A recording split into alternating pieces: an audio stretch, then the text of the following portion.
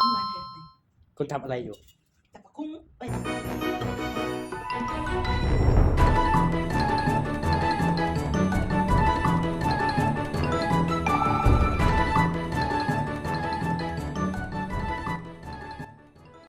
ไม่ใช่อันนั้นดอกมันบ่แซ่บมันกินคำหน่อย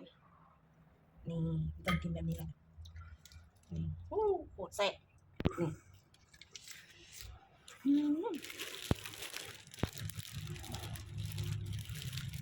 เกิดปะครับ ฟังกับละ แน่คนอยากมันเปรี้ยวไปนิดนึง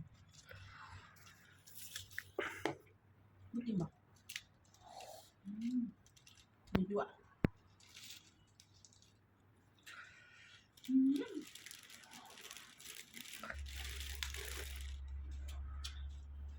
ครับเราเรียกมา